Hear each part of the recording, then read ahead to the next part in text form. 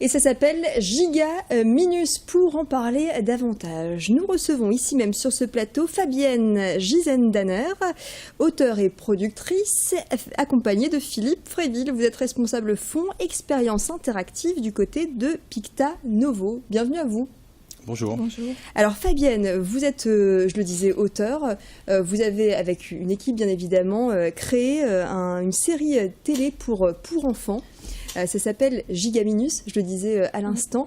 Quelle est la particularité de cette série télé? Alors, cette série télé, c'est une série qui est d'abord très classique, des enfants qui vont vivre une petite aventure. Donc, elle s'adresse à des enfants autour de 4 à 7 ans. Hein.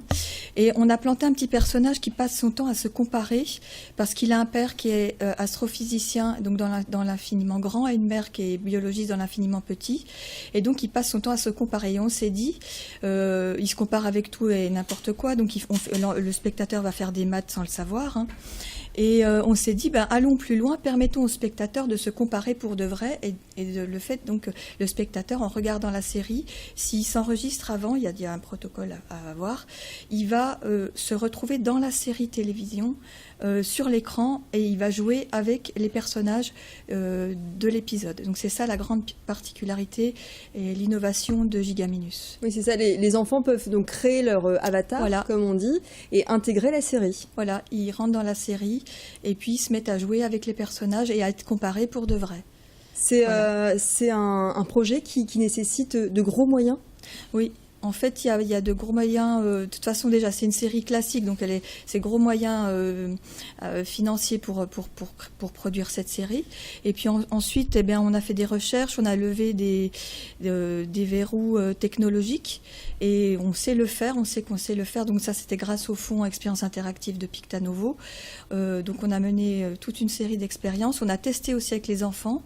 Voilà, on sait que l'enfant peut passer à travers l'écran. Donc il est en synchronisation directe avec l'épisode. À ce moment-là précisément, il passe dans la télé et on peut le faire bouger, faire des zooms dessus, donc vraiment l'intégrer comme un acteur de la série. Et c'est ça l'aspect innovant.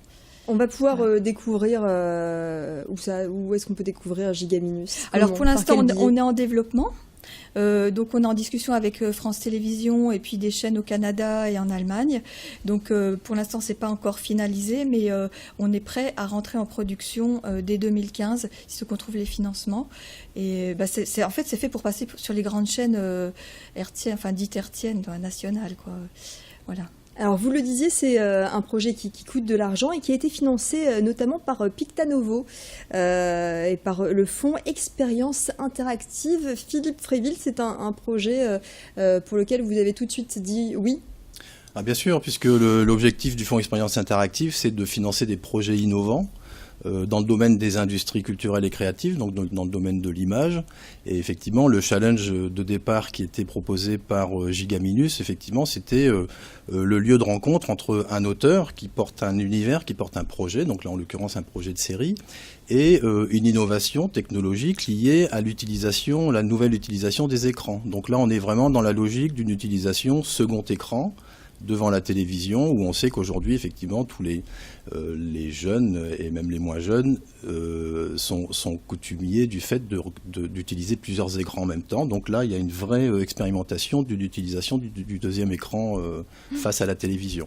Expliquez-nous un petit peu ce qu'est ce fonds expérience interactive. Je crois que vous vous êtes réunis, c'était mercredi, pour faire un peu le point sur les projets encouragés par ce fonds. Tout à fait. Donc mercredi, il y a 2 jours, nous avons organisé à l'Imaginarium, à Tourcoing, sur le site de la Pleine Image, une manifestation qui s'appelait des contenus aux écrans, et donc qui visait à faire le bilan de 3 ans de projets aidés dans le cadre d'expériences interactives. C'était organisé dans le cadre de la semaine de l'innovation de NFID. Et donc là, on a pu réunir l'ensemble de la communauté de l'image, puisque c'était un des projets de Picta Novo aussi, de rassembler autour autour d'un unique projet l'ensemble des acteurs de l'image en région, les gens qui font des contenus, qui sont des auteurs, les entreprises innovantes, les entreprises technologiques pour les aider à faire des projets innovants, et tous les créateurs dans le domaine du jeu vidéo, des installations interactives. Ça va même jusqu'à des projets qui peuvent se faire pour de la médiation culturelle, pour accompagner des visites de musées ou des projets innovants dans le domaine de la médiation culturelle. Et un projet en plus 100% quasiment, 90% nordiste, Fabienne Giesen-Danner. Oui, parce qu'en fait les auteurs, le réalisateur est nordiste, les studios qui ont travaillé, il y a Pôle 3D, Tchak, Gorgone, sont d'ici. Et en fait le 10% c'est le graphisme qui a été repris par des Canadiens, parce que pour l'instant le projet est en coproduction avec le Canada, et donc on a une aide de la ville de Québec pour avancer sur le graphisme. Mais il est 90% ch'ti actuellement, oui. Très bien, en tout cas on espère vous suivre très bientôt à la télévision avec nos écrans traditionnels. J'ai envie de dire peut-être un petit site internet pour en savoir un peu plus sur votre projet. Est-ce que vous avez un site internet, une page Facebook ?